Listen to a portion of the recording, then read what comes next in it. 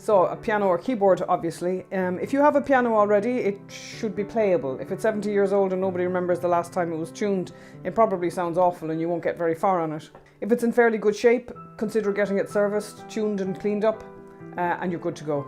But if it's in very poor condition, it might actually just be cheaper to buy a keyboard and get started on that instead. And if you're going with a keyboard, look for something that has weighted keys and a sustain pedal. Whatever you're playing on, try to find a place to set it up where you'll actually be likely to practice. If it's out in a cold garage and you have to, play it standing up because you never got around to buying a stool, you won't practice. And speaking of piano stools, if you're sitting on something that's the wrong height or unstable, like a swivel chair, you're going to end up with back pain. You don't necessarily have to buy an adjustable piano stool, but at least find a chair that allows you to sit at the right height. Use a cushion if you need to.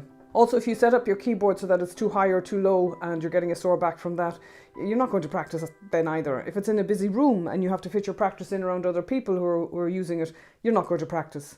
So do give that some thought. Make it an enjoyable and comfortable place to go. Set up good lighting, put a heater in if you need it, drag in the dog's bed if you like the company. Do whatever you need to do to increase your chances of putting in the practice.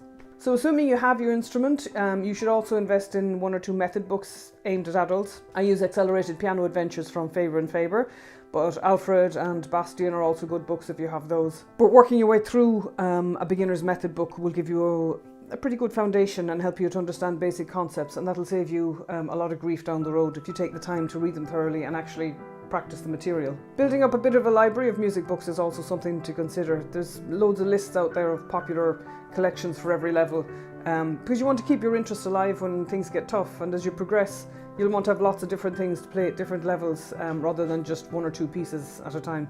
Other useful stuff includes apps that are helpful, things like Tenuto or Music Flash Class, NoteQuest. They can really help with learning to recognize notes, and programs like Simply Piano or Musician, they can give you real-time feedback, which is very important when you're just starting out. You should also buy or download a metronome and start getting used to using it to support your practice. And that's going to give you a good objective sense of what a steady beat feels like in music, because that's something that people really struggle with starting off. I use an app called Tempo, which is free and really good, but there's loads out there to choose from. So that's your basic equipment. Do try to buy the best keyboard or piano you can afford. There's always some good second-hand ones out there too, and that's always worth investigating. Just make sure it's in good shape, and remember you're looking for weighted keys and a sustain pedal.